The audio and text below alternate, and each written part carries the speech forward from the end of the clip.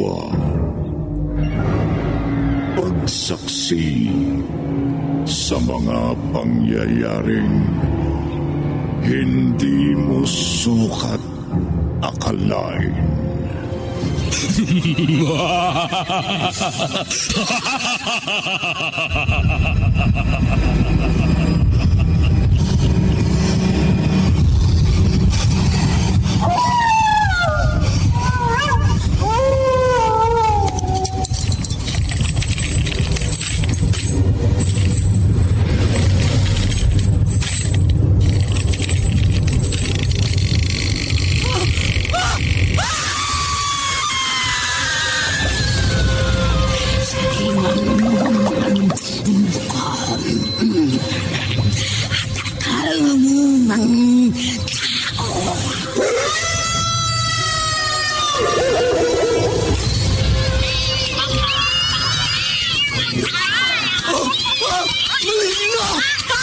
Mga kampo ng kaniliman!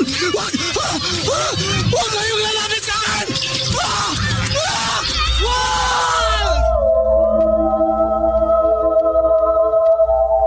Mga kababalaghang hindi kayang tanggapin ng inyong isipan. Nagaganap tuwing sasapit ang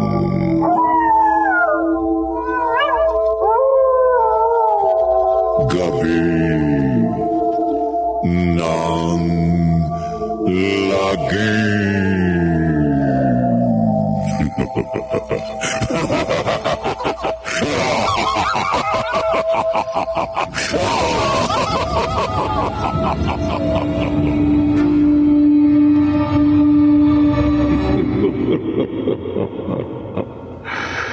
Sinasabing ang pagiging alagad ng dilim tulad ng manananggal ay namamana o naisasalin sa kaanak. Gayunman, kung ang magulang na kampon ng dilim ay nagsasabog ng lagim, magsasabog din kaya ang anak ng manananggal?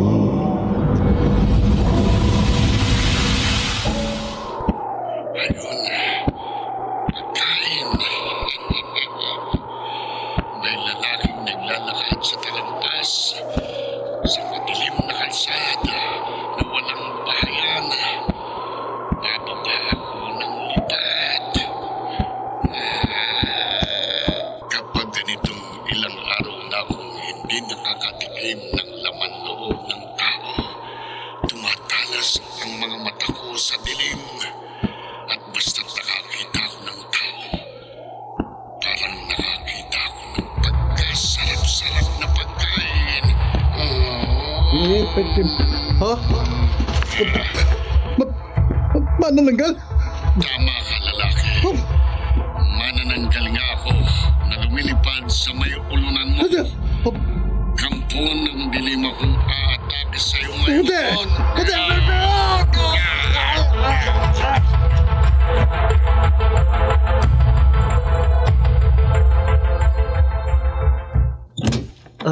Chadorang, bakit niyo po isinara ang bintana nitong kwarto? Yun lang ang dahilan ng pagkatok at pagpasok ko rito sa kwarto mo, Romel. Mas maginhawa po pagbukas ang bintana. Mahangin. Gumamit ka na lamang ng electric fan. Dati naman po akong hindi nagsasara ng bintana kapag nagbabakasyon ako dito sa inyo. Abay noon yun. Nang binatilyo ka pa. Ano naman ang pagkakaiba ngayong binata na ako na nagbabakasyon ako rito sa inyo, Tiang? Ay, hindi mo alam. Dahil sa Maynila nakatira yung pamilya nyo. Bihira ka lang magbakasyon dito sa amin. Alin po bang hindi ko alam? Ay, sa ngayon ha. Napapabalita na rito sa aming probinsya na gumagala kung gabi ang isang manananggal. Manananggal po? Oo. Oh, bakit ka nagtawa? Ang pagkakaalam ko po sa manananggal yung taong kalahati lang ang katawan na may pakpak at lumilipad. Yun nga. Hindi po totoo yun, Chang. Ay, naku, totoo yun dito sa lugar namin, Romel.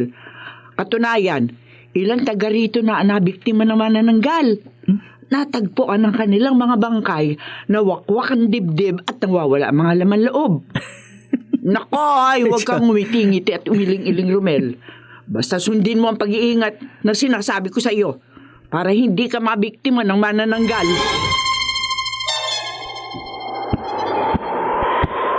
Sulit na sulit ang paglabas ko ngayong gabi. Nagpakasawa na naman ako sa laman loob ng trabaho. Lalapag na ako sa balkonahe ng aming bahay. Susugpong na ako sa kalahati ng aking katawan.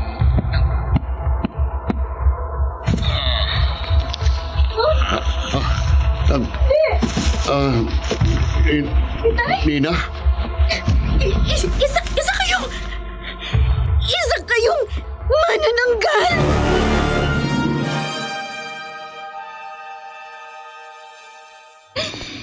Nina, huwag kang umiyak.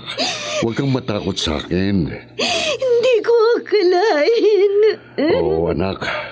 Totoong nakita mo rito sa ating balkonahe. Umuwi akong lumilipad na kakalahating pang itaas na katawan at sumugpong ako sa ibabang bahagi ng aking katawan bago unti-unting naglaho ang aking mga pakpak. Kayo pala? Kayo po pala ang napapabalitang manananggal na gumagala at nagsasabog ng lagiyom dito sa ating probinsya. Matagal na. Parehas kami ng iyong ina nung napubuhay pa siya. Sinamampalad nga lamang ang inay mo nung huli siyang nanbiktima na napatay siya ng asawa ng babaeng kanyang biniktima bago ko napatay ang lalaking yon. Hindi pala totoong na-aksidente si inay nung nakaraang taon. Hindi. Ipinaalam ko na sa iyong buong katotohanan. Tama lamang na nadiskubre mo ang tunay kong pagkatao. Dahil malapit ka nang sumapit sa iyong 18 taong kulang. Ang araw na gaya ko, ikaw rin ay magiging kampo ng dilim. Hindi po totoo yan, tay. Totoo, Nina. Anak kita. Akong iyong ama. Sa ayaw at sa gusto mo, ang aking pagiging kampo ng dilim ay masasalin sa iyo, sa iyong pagkatao, sa pagtungtong mo sa iyong kaarawan. Hindi! Sa ayaw at sa gusto mo, magiging isa kang manananggal. Hindi! Hindi!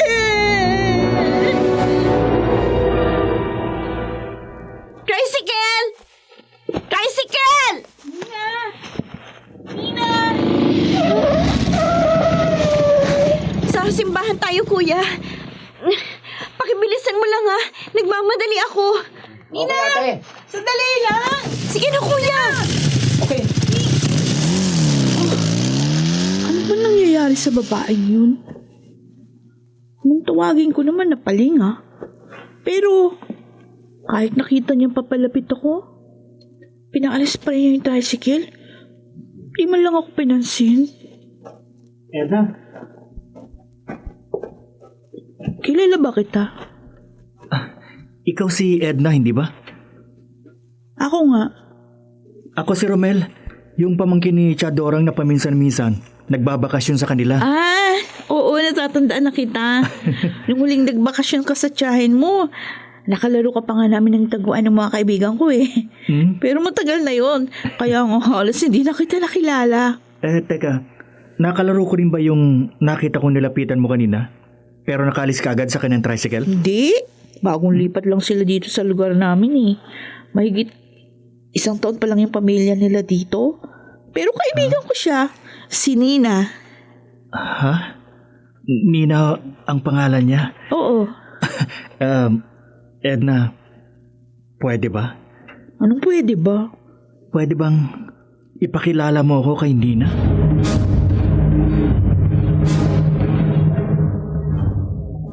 Nina, maniwala ka. May gustong makipagkilala sa'yo. Kaya nga ako nagpunta dito sa inyo eh. Romel ang pangalan niya. Edna, ang problema kung pag-usapan natin habang wala rito sa amin ng itay ko. ang mabigat na problema ko. Bakit? Ano bang... Kaibigan kita. Kaya ipagtatapat ko sa'yo lahat. Kaya ako nagpunta sa simbahan kanina. Oh, Kaya nagdasal ako.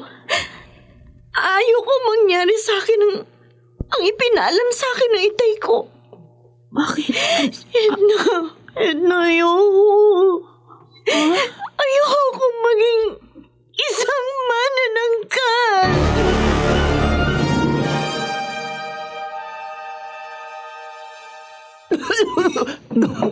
Chang, nabilaukan po yata kayo. Hindi, Romel. Ayaw niyo na pong kumain? Bakit po? Oh, ano bakit po? Dahil doon sa sinabi mo, May nakakagulat po ba sa sinabi ko? di ba tinapat mo ko? Kaya tatapatin din kita. Ho? Kilala ko yung babaeng kalugar ko na sinasabi mong gusto mong makilala at ligawan. Kilala niyo po si Nina? Oo. Kaya hindi ako papayag sa gusto mo. Chang, bakit naman po hindi kayo pumapayag na makilala ko si Nina at manligaw ako sa kanya? Maganda naman po siya. Mas maganda pa kaysa sa mga kaibigan ko sa Maynila. Abay dahil doon sa balitang ang pamilya ni Nina ay may lahing manananggal.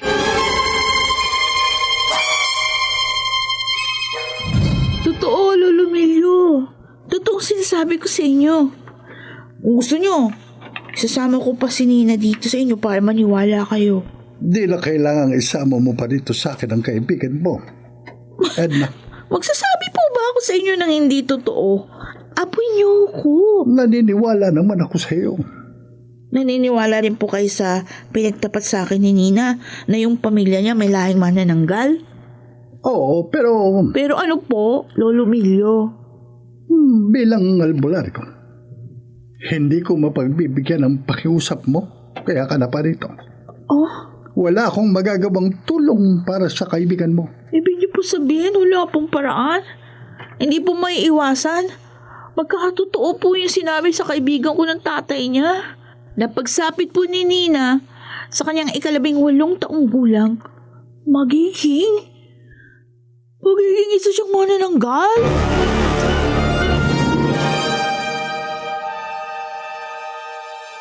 Romel, malalim na ang gabi. Narito ko pa sa harap ng bahay. Tiyadorang, nagpapaantok lang po ako. May problema ka ba? Wala po. Oh, ikaw na rin ang nagsabi na kapag may gumugulo sa isip mo, naninigarilyo ka. Chang, kung hindi po ako naniniwala sa manananggal, lalong hindi po ako naniniwala na ang pamilya ni Nina ay lahi ng kampo ng dilim. Hindi ka naniniwala sa akin na sarili mo tiyahin? Alam ko po nagmamalasakit kayo sa akin. Abay, dapat lang pagmalasakitan kita. Dahil ako ang sisisihin na nakatatandang kapatid ko na mama mo kapag may masamang nangyari sa iyo rito sa probinsya. Wala naman pong masamang mangyayari sa akin. Ay, kung hindi mo ipipilit ang gusto mo. Chang, pasensya na po. Romel, ano? Pero hindi po talaga ako matatahimik hanggat hindi ko nakikilala si Nina.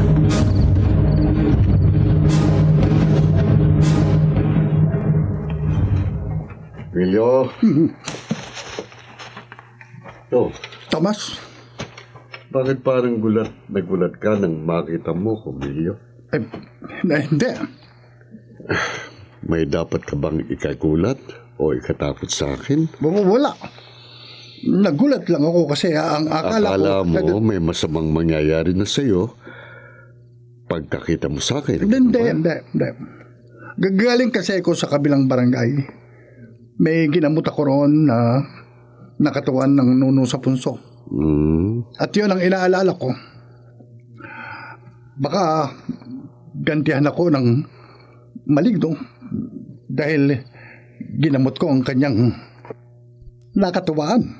Emilio, basta't wala kang ginagawa ng ikagagalit ko sa'yo, wala kang dapat ikatakot. Tandaan mo yan, ha? Mao. Pero kapag kinalaban mo ko, masamang mangyayari sa'yo at sa mga kapamilya mo. Baba. Masama at malagim.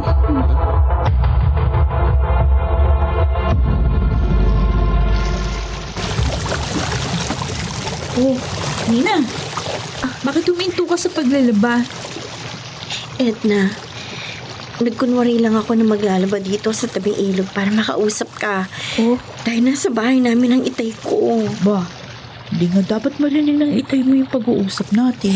Ano, nasunod mo ba yung pakiusap ko? Nakapunta ka ba sa lolo Milyo mo? Oo. Sinabi ko sa kanya yung tungkol sa problema mo. Ano, may magagawa ba siyang tulong sa akin? Ang lolo mong albularyo? Para hindi magkatotoo yung sinabi sa akin ng itay ko. Napagsapit ko sa aking 18 taong gulang magiging isa akong kampo ng dilim. Yun. Ang problema, Edna. Walang maitulong sa iyo si Lolo. Sa susunod na linggo na ang birthday ko, Edna. Oo nga. Kung walang may tutulong sa akin si Tata Milyo, hindi may iwasan. Sa ayaw at sa gusto ko, sa susunod na linggo, magiging isa ako manananggal. Manananggal! Hindi magkakatotoo ang kinakatakot mo, Nina. Romel? Narinig mo? Oo, Edna. Narinig kong kinakatakutan ni Nina. Narinig ko na siya ay magiging isang manananggal.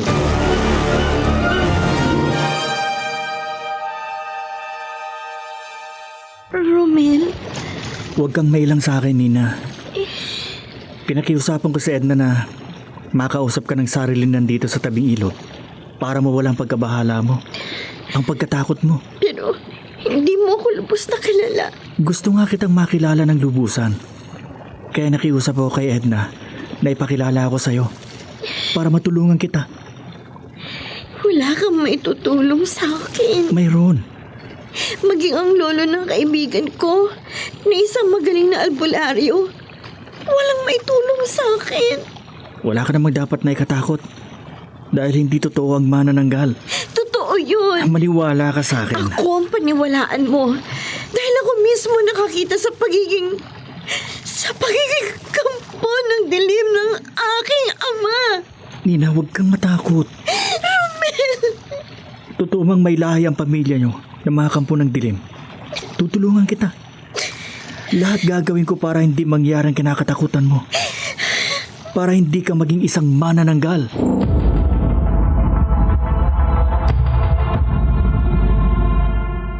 Ina, sino yung lalaki kausap mo kanina sa tabing ilog? Lalaki po? Huwag ka nang magmaang-maangan pa. Ako mismo nakakita sa inyo habang nagpapaligo ako ng kalabaw sa di kalayuan sa inyo. Hindi na nga lang ako lumapit sa inyo dahil nakita kong lumayo na sa yung lalaking yun. Si Romel po yun, itay. Hindi pamilyar sa akin ang mukha niya. Taga Maynila po siya na nagbabakasyon lang dito sa probinsya. Bakit kausap ka niya? Ipinakilala po siya sa akin ng kaibigan kong si Edna. Huwag ka na uling makikipag-usap sa lalaking yun, ha? Itay? Kahit kaninong lalaki, huwag kang makikipagmabutihan. Huwag na huwag, ha? Kung ayaw mong matikman ang galit ko.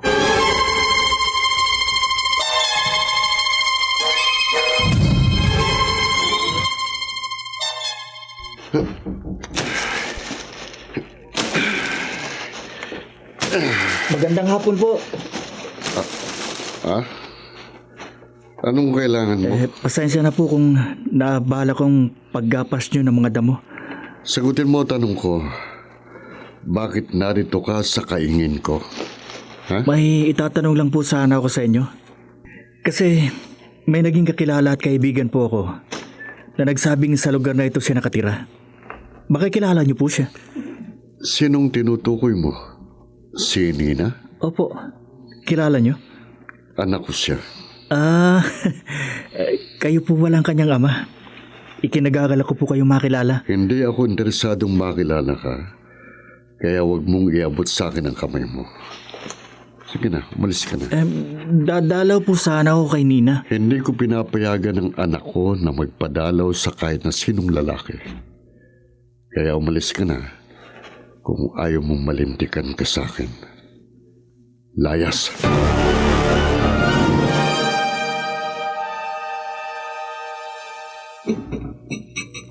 Nina, bakit tumigil ka na sa paghapunan? Itay, Huwag mo sabihing busog ka na dahil bago mo palang nagagalaw ang pagkain mo. Nasabi ko lang sa'yo na may lalaking gustong dumalaw sa'yo kanina na hindi ko pinayagan, natigilan ka na. kasi po... Kasi baka ang lalaking tinutukoy ko ay yung nakita kong kausap mo noong 1 linggo sa tabing ilog. Nasabi nga po niya na gusto niyang dumalaw sa akin. Bakit siya dadalaw sa'yo?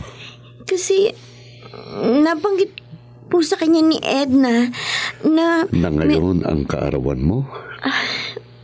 Opo. Lalong walang dapat dumalaw sa'yo dahil kaarawan mo na. Itay, Alam mo kung bakit. baka hindi po magkatotoo yun, Tay. Hindi maaaring hindi magkatotoo ang nakatakda. Sabi ko nga sa'yo, sa ayaw at sa gusto mo, pagsapit ng iyong 18 taong kaarawan, magiging isa kang kampo ng dilim. Kung ayaw mo nang magkapunan, uminom ka na. Wala nga po kung ganong kumain. Sige na. Ayan, at magpahinga ka na. Tay, Bakit bigla mong hinawakan ang noo mo? bigla pong umikot ang tingin ko. Nahihilo po. Nagdidilim ang paligid. Hindi maiiwasan ang nakatakdaan nila. Sa ayaw at sa gusto mo, gaya ko, magiging isa kang kampo ng dilim. Isang manananggal.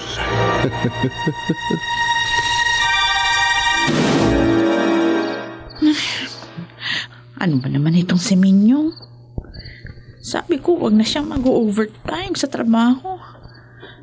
Dahil natatakot ako mapag-isa sa bahay.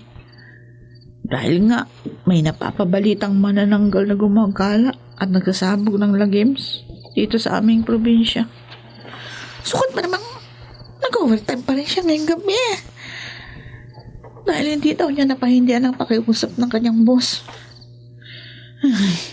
Ngayon tuloy, hindi ako makatulog. Kahit malalim ng gabi. Ay nako, makainom na nga muna ng tubig. Baka sakaling kapag nakainom ako, makatulog na ako. Ay! Ano yun? Ano yun lumilipad sa labas ng bintana ng kwarto? Oh! May pulsang nagbubukas ng bintana. Kalahating katawan ng tao na may pakpak. Manananggal! Ay! Aatakihin ako ng manananggal! Ah!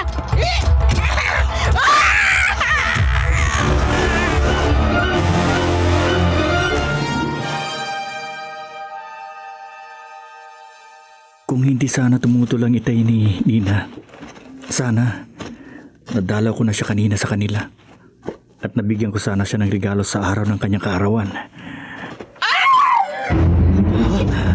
Ano yung taas na bahagi ng katawan? At may pakpak? Manananggal? Totoo kung ganun na may manananggal sa probinsyang ito. Ayun, lumipad siya papalayo. Pupunta ako sa bahay ng pinanggalingan ng manananggal. Baka ang narinig kong babaeng sumigaw kanina ang biniktima ng manananggal. Dorang, kakilakilabot po ang bangkay ng babaeng na biktima ng manananggal. Wakwak po ang kanyang dibdib at nawawala ang kanyang mga lamang loob. Diyos kong bata ka. Bakit ka lumabas ng bahay kaninang nakatulog ako? Nagpahangin lang po ako sa labas kanina kasi hindi ako makatulog. Pero habang naglalakad-lakad po ako, nakarinig ako ng sigaw ng babae. At nakita ko nga po na may manananggal na lumabas sa bintana ng isang bahay. Kung saan nakita ko ang bangkay ng isang babae, nawakwak ang dibdib at wala mga lamang loob. Mabuti hindi ka na biktima ng manananggal. Ngayon po ako naniniwala na totoong may kampo ng dilim sa probinsyang ito. Ay, uli-uli ha. Huwag ka lalabas ng bahay ng gabi. Chang, parang totoo po ang hinala ninyo na may lahi ng manananggal ng pamilya ni Nina. Ay, oo, malamang totoo yun. Dahil nag-umpisa lang magkaroon ng balitang may kampo ng dilim sa probinsyang ito nang mapalipat ang pamilya nila rito. Kung ganun, kailangan po ni Nina ang tulong. Pwede ba? Huwag ka na uli makikipag-usap sa babaeng yon. Chang, Ay, wag na wag, Romel, kung ayaw mong pauwi na kita sa Maynila. Itay! Itay! Nina, bakit? Bakit ka sumigaw? At parang takot na takot ka. Tay, nagising po ako na may bahid ng dugo ang mga kamay at bibig ko. Ha? Oh, naganap na. Ano pong naganap na? Maaaring hindi mo alam. Dahil may mga pagkakataon na ang kampo ng dilim ay hindi namamalayan na siya'y nambibiktima. Tay, huwag niyo pong sabihin na... Oo, Nina. Sa pagsapit mo ng 18 taong gulang, naganap na ang ayaw mong mangyari. Hindi mo alam dahil nahilo ka at nawala ng malay. Pero hindi mo na malayang naging isa kang ganap na manananggal. At nang biktima ka na, pumatay ka na ng tao. At lumamon ka na ng lamang loob ng tao.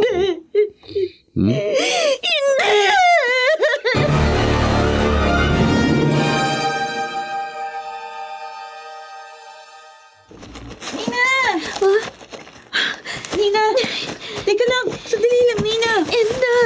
Ano ba? Kung kailan naman kita tinawag at papalapit ako sa'yo, tsaka ka naman hahangos papalayo. Edna, hindi ka na dapat lumalapit sa akin. Bakit naman hindi? Kaibigan kita. Magkaibigan tayo. Kaya babatiin kita sa kaarawan mo kahapon. Lumiyo ka na sa akin para hindi ka mapahama. Ano ka ba? Hindi kita maintindihan. Edna, nangyari na. Nangyari na ang kinatatakutan ko. Anong? May kabarangay tayong biniktima ng manananggal kagabi. Ha? Wakwak ang dibdib at nawawala ang mga laman loob niya. At ikaw ba? Ako yun. Ha? Sabi ng itay ko nahilo ako kagabi at nawala ng malay. Kaya hindi ko alam na naging manananggal ako. At nabiktima. Baka naman hindi totoo yun. Totoo. Naniniwala ako sa itay ko. Dahil nang magising ako, may bahid ng dugo sa mga kamay at bibig ko. Ano? Palatandaan, ako nga ang pumatay sa kabarangay nating nabiktima ng manananggal. Nina! Kaya Edna, huwag ka nilalapit sa akin. Huwag na! Para hindi ka mapabilang sa mga biktima ng manananggal. Hoy! Sandali, Nina! Sandali lang! Nina!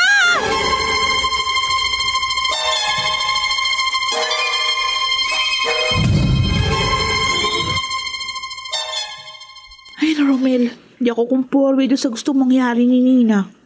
Naiintindihan kita, Edna. Ako man ang maging kaibigan ni Nina. Hindi rin ako lalayo sa kanya. Gaya ng gusto niyang mangyari. Kaya nga nung makasalubong kita, nabanggit ko sa iyo yung problema niya. Sa panahon ng kanyang pamumroblema, higit na kailangan niyang pagmamalasakit ng mga tunay na kaibigan. Salamat. Kaya ko, nagmamalasakit ka rin kay Nina. Edna, hindi ako naniniwala na siyang manananggal na ng biktima kagabi sa isang taga rito sa barangay. Ako rin, hindi. Kung totoo man na may lahing kampo ng dilim ang pamilya ni Nina, huwag natin siyang layuan. Tulungan natin siya. Pero paano, Romel? Paano natin matutulungan ang ating kaibigan? Paano? Chadorang, ano po kaya kung humingi ako ng tulong sa isang pare? Ay, sus! Yan ang huwag mong gagawin, Romel. Gusto ko pong matulungan si Nina. Huwag kang gumawa ng anumang hakbang na malamang maglagay sa iyong buhay sa panganib. Bakit naman po manganganib ang buhay ko? Abay, tingnan mo ha. Matulungan mo man si Nina. Pwede po kasing may alam ang isang pare para mawala sa pagkatao ni Nina ang pagiging kampo ng dilim. Paano kung ikaw naman ang pagbuntunan ng galit ng kanyang ama? Hindi naman po siguro, Chang. Ay nako, Romel. Kaya walang sino man sa lugar na ito nangangas magduda ng harapan sa pamilya ni na Tomas. Dahil nga sa malaking takot sa kanya. Dahil walang kalaban-laban ng karaniwang tao sa isang kampo ng dilim. Gusto ko lang naman pong matulungan si Ay, Nina. wag mong ipilit ang gusto mo. Pag hindi, pauuwi na kita talaga sa Maynila. Chang. Ay, hindi na bali magalit ka sa akin. Huwag ka lang mabiktima naman na ng gal. Pero... Batang... Romel! Romel! Romel! Chang, bakit parang nakakita kayo ng multo? May lumilipad sa itaas sa bahay natin. Ha? Manananggal!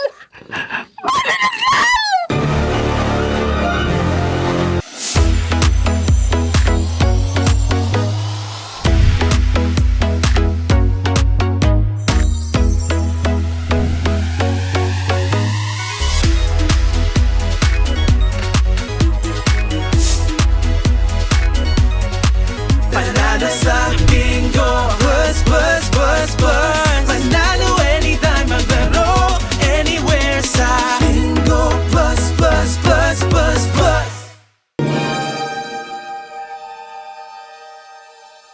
Romel, isara mo agad ang bintana nito bahay. Dali. Huwag po kayong matakot, Chang. Magkulong tayo rito sa bahay para hindi tayo mapasok na manananggal. Hindi po manananggal yung lumilipad sa itaas ng bahay. Uwak po yun. Uwak! Oo. Uwak! Oh, ayun. Lumipad na papalayo. Ay, oh, Diyos ko. Salamat po. Uwak lang pala yun. Huwag po kasi kayo matakot kaagad, Chang. Baka dahil po sa takot nyo. Baka kung anong mangyari sa inyo.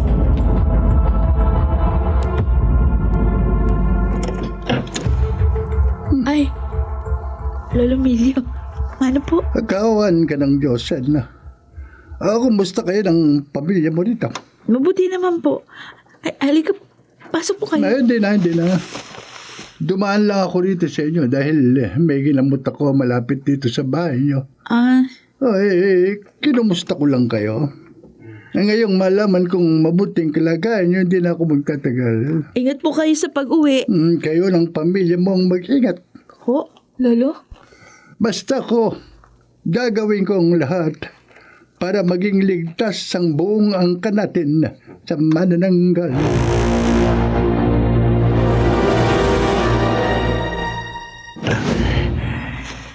Hindi dapat malaman ni Chadorang at ng kanyang pamilya na lumabas ako ng bahay ngayong gabi. Desidido na ako. Hindi ako babalik sa Maynila nang hindi ko natutulungan si Nina. Dito ko dadaan sa sagingan para madali ako makarating sa kanila. Hindi alam ni Chadorang na habang nasa palengke siya, nagpunta ako sa simbahan kanina at humingi ako sa pari ng bintitadong tubig, ang holy water, na baka sakaling makatulong kay Nina. May lumilipad sa itaas ng puno.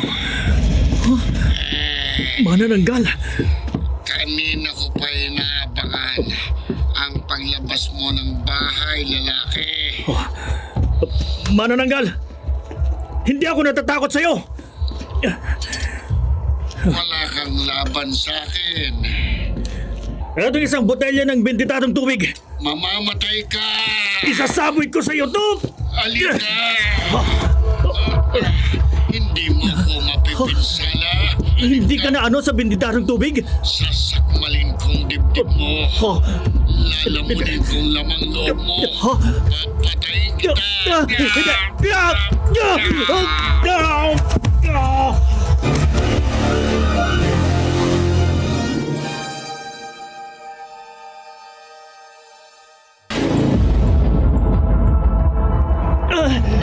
Bitiwan mo ako, manananggal!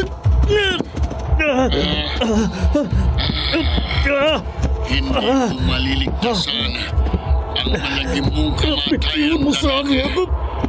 Kapag nanghina ka na sa pagsalangsata ko, may babaon ko ng aking mga pangil pangil sa katawan mo. Mawawak ko ng dibdib mo. Malalaman ko ng lamang loob mo. Sige. Nanghihina na ako. Nararamdaman ko nanghihina ka na, lalaki. Mamamatay ka na. Ipapaon ko ng mahaba at matatalas kong mga pangil sa dibdib mo. Manananggal! Huwag mong patayin si Romel! Nina! Huwag! Kapag pinatay mo si Romel, maaabutan ka ng mga barangay tanod na hiningan ko ng tulong. Mapapatay ka ng mga tanod, manananggal! Mga kasama! Ayaw ng manananggal! Ayun na sila! Tara, punta natin, dali!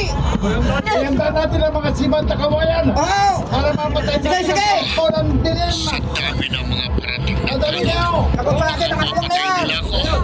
Tatakas ako. Punta na tayo mga kasama! Nina! Salamat na dumating ka. Ligtas ka na, Romel! Kung hindi ka dumating at ang mga tanod, baka napatay ako ng manananggal.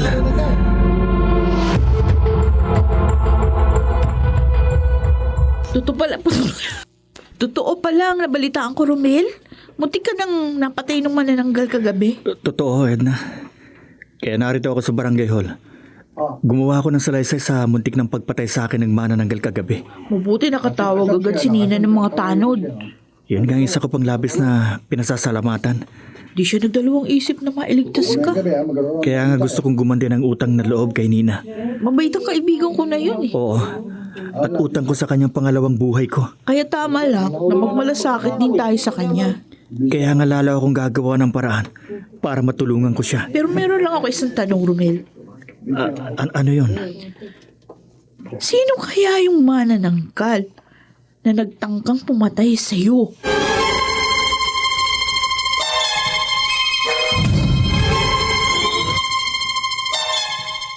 Itay, alam ko pong kayo ang nagtangkang pumatay kay Romel kagabi. Hindi ako magkakaila sa iyo, Nina. Kahit po naging kakilakilabot ang inyong anyo, naging maitim at mabalahibo ang mukha ninyo at itaas na bahagi ng inyong katawan at tinubuan kayo ng mahaba at matutulis na mga pangil at ng malalapad na mga pakpak. Kilala ko po kayo. Alam kong makikilala mo ko dahil minsan mo na akong nakita sa anyo kong kampo ng dilim. Bakit? Bakit po? Pati si Romel, bibiktimahin ninyo. Sa gaya nating kampo ng dilim, wala tayong sisinuhin. Malalaman mo rin yan, Nina. Dahil bukas makalawa, kapag nawala ka na naman sa iyong sarili, maaaring ikaw mismong bumiktima at pumatay kay Romel. Ikaw sa anyo mong manananggal.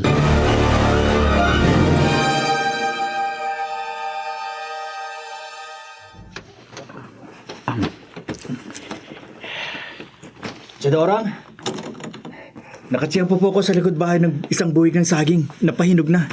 Mabuti dumating ka na, Romel. Teka, bakit po kayo nag-iimpake ng mga damit ko? Naihanda ko na lahat ng mga damit mo. Tingnan mo kung may kulang pa sa bag mo, ha? Chang, pinahalis niyo na po ba ako? May nakapagsabi sa akin. Munti ka nang napahamak kagabi. Yun po ba? Kung hindi raw sa pagdating ni Nina at ang mga barangay tanod, malamang napatay ka na naman nananggal. Wala naman po kayo dapat na ipag-alala sa akin. Anong wala? Anong wala? Pinagbili na kita na huwag ka lalabas ng gabi. Huwag na huwag.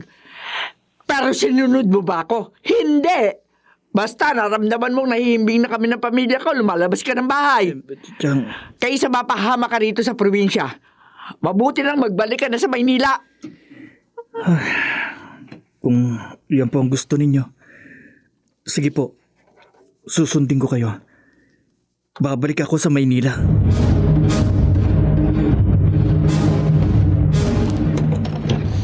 Dorang, Ha? Narito ka pala sa harap ng bahay namin, Tomas. napadaan lang ako rito. At hindi sinasadyang narinig kong pag-uusap nyo ng pamangkin mong taga Maynila. Kilala Alam mo na pala si Romel. Minsan ko na siyang nakausap nang tangkay niyang dumalaw sa anak kong si Nina na hindi ko naman pinayagan. Tomas, wala ka ng problema sa pamangking ko. Dapat. Dahil ayokong makipagmabutihan kahit kaninong lalaki ang aking anak. Pinababalik ko na si Romel sa Maynila. Wala nang biyahe ngayon papuntang Maynila. Bukas ng umaga nga raw siya uuwi sa kanila. Mabuti kung ganun. Tiyakin mong babalik na sa Maynila ang pamangkin mo, Dorang. Tomas, Kapag nagtagal siya rito sa probinsya, baka tuluyan na siyang mapahamak sa mga pangil ng manananggal.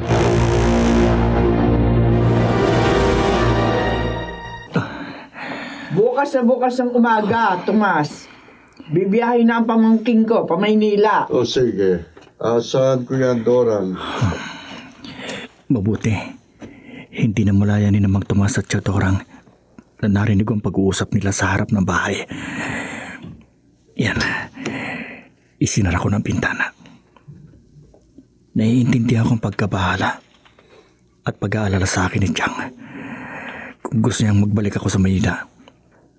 Pero si Mang Tomas, hindi ko maintindihan kung bakit sa umpisa pa lamang mabigat ng dugo niya sa akin. Parang takot siyang mapalapit ako sa kanyang anak. Natatandaan ko pang kanyang sinabi sa akin. Hindi ko pinapayagan ang anak ko na magpadalaw sa kahit kaninong lalaki. Kaya umalis ka na kung ayaw mong malintikan ka sa akin. Layas! Ipinagtabuyan akong parang hayop ni Mang Tomas sa takot niyang mapalapit ako sa kanyang anak. Pero hindi ako lalayo kay Nina. Hindi ako aalis dito sa probinsya hanggat hindi ko natutulungan ang babaeng sa una ko palang pagkakakita ay napamahal na sa akin.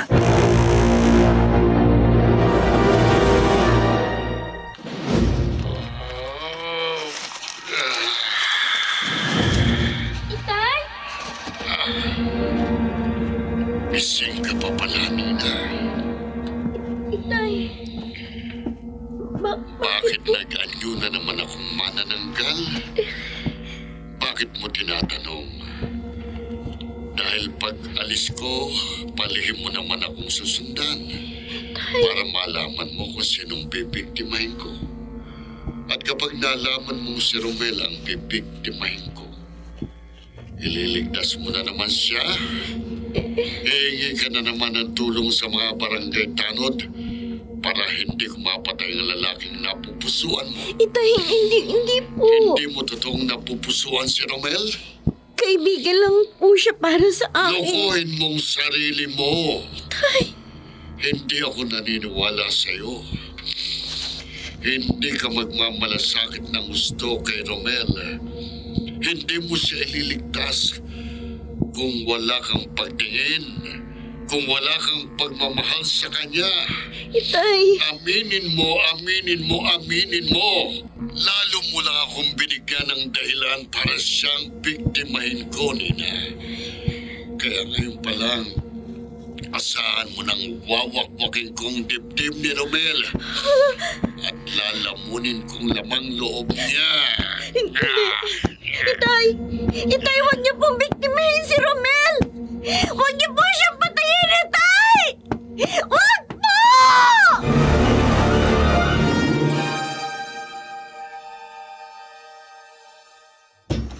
Romel, hindi ka dapat nagpilit pumasok dito sa bahay ko. Kahit pa kaibigan ka ng apo kong Siena at pamangking ka ng kabarangay kong si Dorang. Pasensya na po kayo, Tata Emilio. Pero naparito ako dahil may nakapagsabi sa akin na mahusay kayong albularyo. Wala akong may tutulong sa'yo. Hindi po ako naniniwala na hindi nyo alam kung paano mapupuksa ang isang kampo ng dilim. Umalis ka na, Romel. Tata Emilio, nakikiusap po ako sa inyo. Tulungan nyo ako. Kung hindi nyo po ako tutulungan, kung hindi nyo po ipapaalam sa akin ang mabisang panlaban sa kampo ng dilim, hindi po matatapos ang pagsabog ng lagim ng manananggal.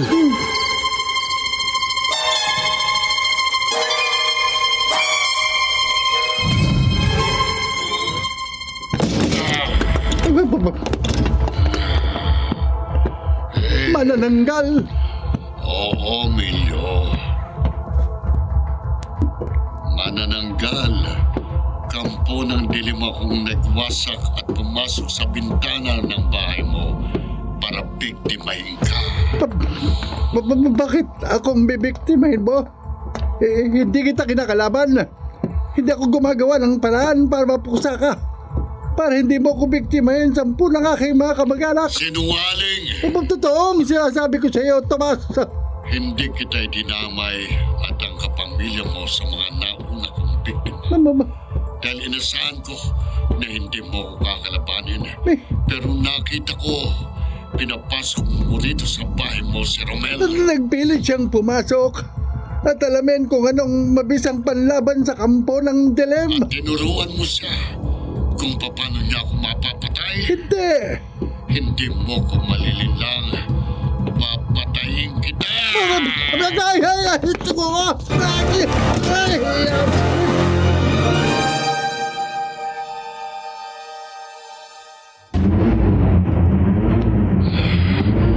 Mamamatay ka na, Milyo. Sasakmalin ko na ng aking matatalas at mahabang mga pangilang katawan mo. No! Wawak-wakin ko ng dibdib mo. Lalamunin ko na ang lamang loob mo. Huwag, Tomas, huwag! Huwag! Itiwan mo si Tata Milyo! Manananggal! Tata Milyo, tumakbo na po kayo! Iligtas nyo na ang buhay nyo! Tumakas ka rin, Romel! Manananggal! Dudurugin ko ng kapirasong kain na itong bungo mo! Papatayin kita!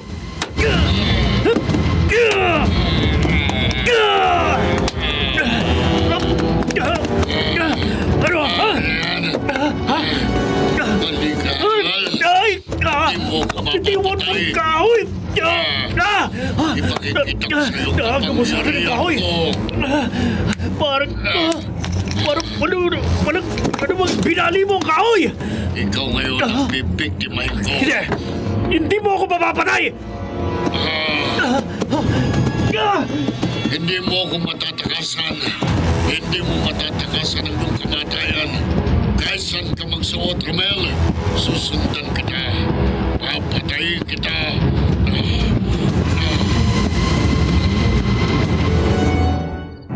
Kailangan makalayo ako sa manananggal. Romel! Dito! Tata Milyo! Dito sa likod ng puno, dito tayo magtago. Huwag po tayong gumalaw. Oo, sorry. Tahimik na po tayo. No. Salamat. Hindi tayo lamang humahabol sa iyong manananggal. Pero baka lumipad siya pabalik dito sa paghahanap sa atin. Oh, hindi ko akalain na pati ako pagtatangka ang biktima, hindi Tomas. Si Mang Tomas po. Ang tatay ni Nina ang manananggal? Siya nga, Romel. Nalaman ko na yan sa bangunang pambibiktima pa lamang niya dito sa probinsya. Hindi ko kinalaban si Tomas dahil ayaw kong biktimahin niya ako at ang aking mga kamag-anak. Pero kahit hindi ko siya kinalaban, pinangka pa rin niya akong patayin. Kaya hindi ako nakatitiyak na makaliligtas din sa kanya ang aking mga kamag-anak. Kaya hindi na ako magkakaila sa iyo, Romel. Tata Milyo. Ipaalam ko na sa iyo ang mabisang pamuksa na manananggal.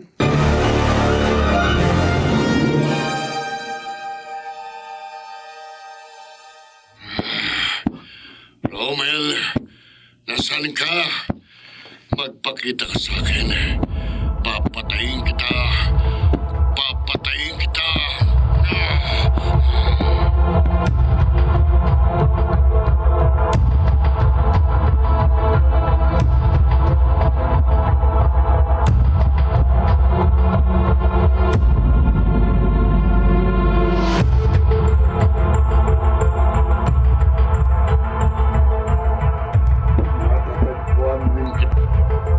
Matatagpuan rin kita, Romel.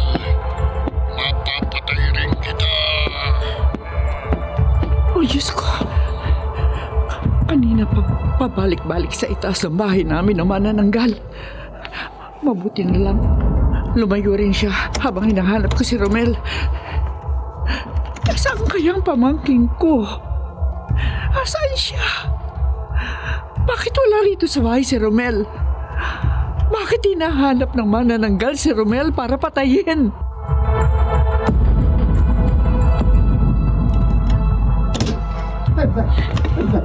Huwag mo na kayong lalabas ng bahay ng buong pamilya niyo ngayong gabi. Mabuti po, Lolo Emilio, natakasan niyo yung manananggal. Hindi niya ako napatayin ng atakihin niya ko. Dahil sa pagtulong sa akin ni Romel. Si Romel po? Oo. Pinagbilinan ko rin siyang mag-iingat na mabuti sa gagawin niya bago ako malaparito sa inyo. May gagawin po si Romel? Oo. Ipinalam ko sa kanyang mabisang pamuksa sa kampo ng dilim. Makikipaglaban po siya sa manananggal? Yan ang balak niya. Kaya pagdasal natin siya, Edna. Ay, sana nga po. Mapagtagumpayan ni Romel laban sa kampon ng dilim. At ipagdasal din natin si Nina. Ang kaibigan ko po? Oo. Bakit? Dahil nanganganib din ang buhay ni Nina sa mga kamay ng manananggal na si Tomas.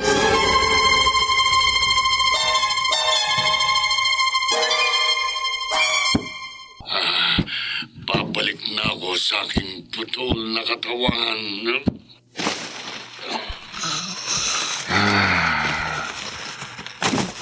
Nina, matuwa ka. Magsaya ka. Bakit po ako magsasaya, Itay? Umuwi ako. Nagbalik ako sa anyo kong tao nang hindi ko napatay si Romel. Salamat po. At nagbagong isip niyo. Hindi nagbagong isip ko.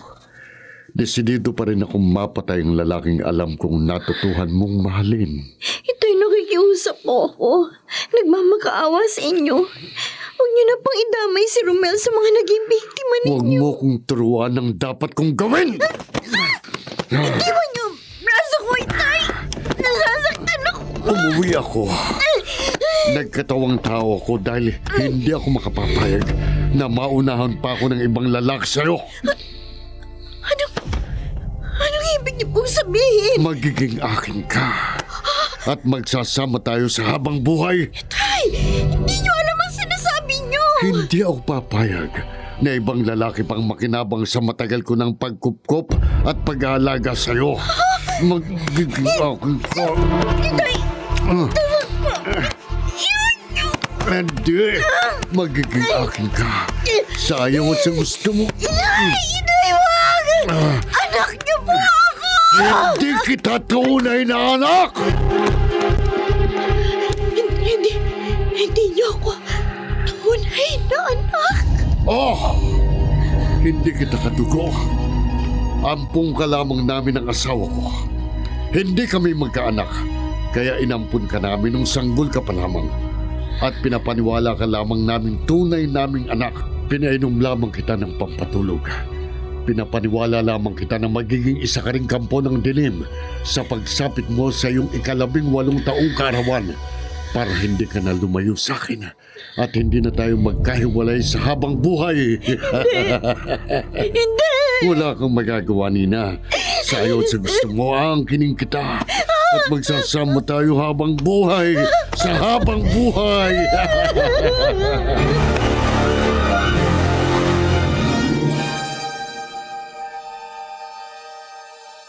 Wag! Bitiwan niyo! Walang mangyayari sa pagpaglas mo. Sa ayaw at sa gusto mo, magiging akin ka. Ano? Romel! Lumayo ka na rito, Nina. Ako nang bahala sa kampo ng dilim na to. Sige na! Mag-iingat ka, Romel! Oo! Tama lamang na dumating ka, Romel. Para tuluyan na kitang mapatay.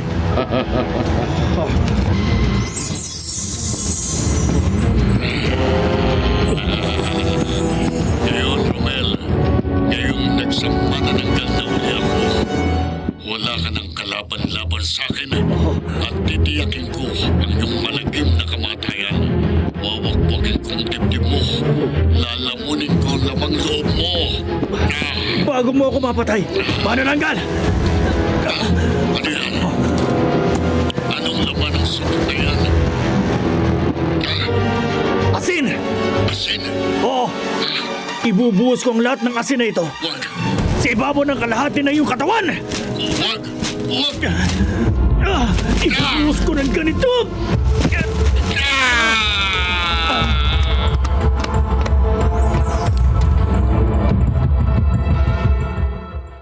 Magkasama na sina Edna at Nina na nagpunta sa simbahan, Romel, para magpasalamat sa Diyos. Nagpapasalamat din po ako sa inyo, Tata Emilio. Nailigtas ko po si Nina. Napatay ko si Mang Tomas dahil sa itinuro niyo sa akin na mabisang paraan ng pagpuksa sa isang manananggal. Naawa rin kasi ko kay Nina na sa unang pagkikita ko pa lamang naramdaman ko ng hindi tunay na anak ng kampo ng dilim na si Tomas at pinagbabalakan siya ng masama ng kanyang aba-abahan.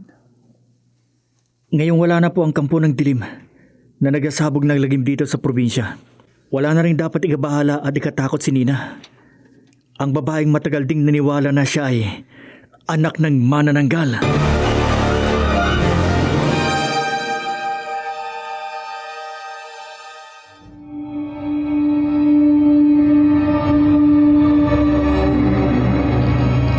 Kung ang mga kampo ng dilim ay nakapagsasabog ng lagim, ang lagim ay nagkaganap rin maging sa mga kampo ng dilim.